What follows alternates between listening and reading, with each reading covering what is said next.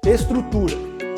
Toda a história acontece dentro de uma estrutura, como esse vídeo aqui. Na timeline desse vídeo, você pode ver a estrutura do começo, o meio e o fim. Não tem como fugir dela, porque é uma reação natural do encadeamento das ações que chegam em um resultado.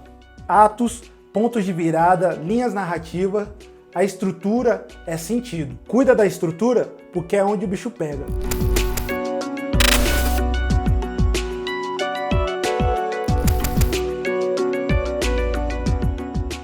Essa frase, estrutura é sentido, é uma frase do Eliseu Altunaga. Ele é um escritor, professor, script doctor e roteirista cubano, que eu tive a sorte de editar em uma palestra que ele fez aqui em São Paulo. A única vez que eu recebi uma moeda para estudar.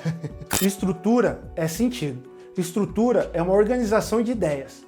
O episódio anterior eu falei do que era o enredo. A estrutura do enredo ela é dividida entre situação inicial, desenvolvimento, clímax e desfecho. Na Escola Livre de Cinema de Santo André, nas aulas do Luiz Alberto de Abreu,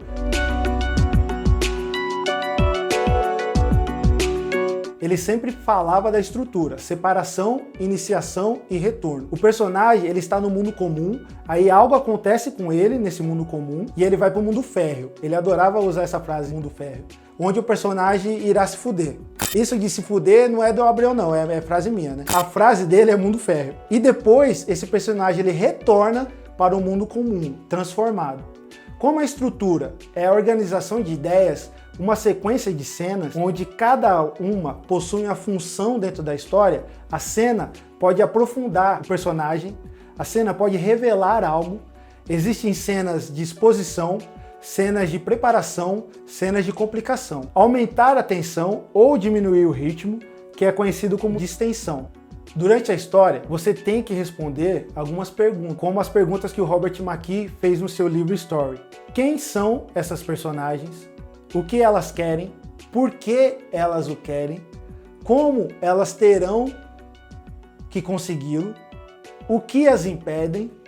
E quais são as consequências se conseguir? Qual o risco?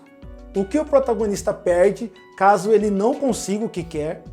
Qual a pior coisa que pode acontecer ao protagonista se ele não alcançar o seu desejo? Você precisa organizar essas respostas dentro de uma história, dentro da estrutura da história. Outro trecho do Story.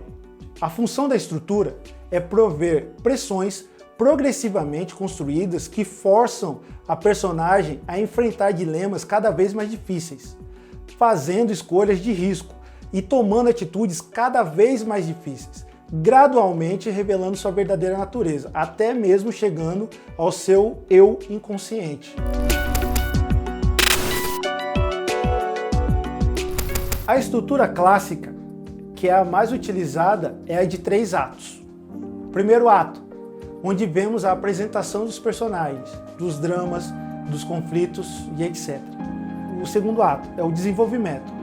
O segundo ato ele possui uma divisão no centro dele, chamado de ponto central, onde é a confrontação. E o terceiro ato, que é a resolução da história. O que faz o personagem passar de um ato para o outro são os pontos de virada. Há 2 pontos de virada. O ponto de virada no final do ato 1 e o ponto de virada no final do ato 2.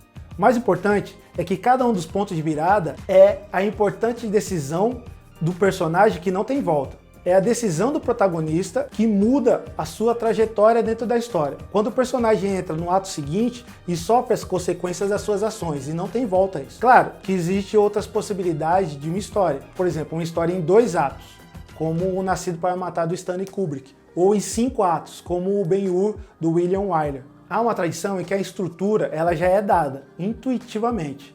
Ela foi construída no inconsciente coletivo da humanidade, que foi sistematizado e foi esquematizado, como é a jornada do herói, como é a promessa da Virgem e como é a jornada da heroína. Eu vou colocar o link dessas estruturas aqui na descrição desse vídeo. A jornada do herói é mais conhecida e é mais estudada dessas 3, mas também é preciso conhecer e estudar essa jornada feminina, né, que é a promessa da Virgem e a jornada da heroína. Outra frase do Eliseu Altunaga que também eu acho muito importante. A estrutura, ela determina para onde o personagem vai, mas ela não determina o que o personagem faz.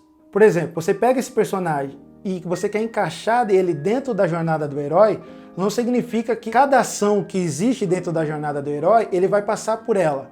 Mas a reação que esse personagem tem diante das dificuldades, ele é diferente em cada história.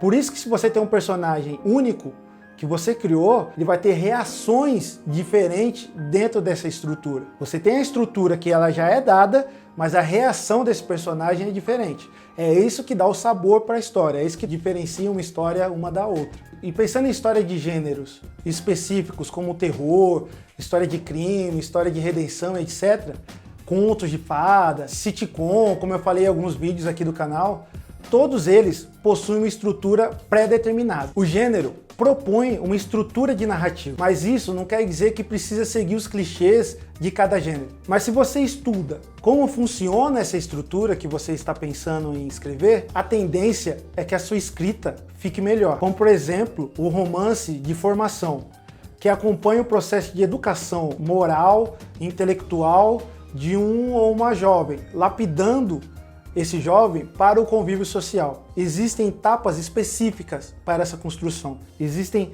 milhares de filmes e romances adolescentes que possuem essa estrutura. A diferença são os personagens. A criatividade em contar uma história que seja diferente do que já foi feito e que traga novas perspectivas para quem está assistindo. E estrutura é onde o bicho pega. Vocês perceberam isso, né? Tem que caprichar, tem que pensar direitinho na estrutura que vocês estão fazendo. Se tiver alguma dúvida ou sugestão, deixa aqui nos comentários desse vídeo, que aí a gente pode trocar uma ideia. Eu respondo, a gente troca uma ideia, tá? Até o próximo episódio daqui das Células Criativas.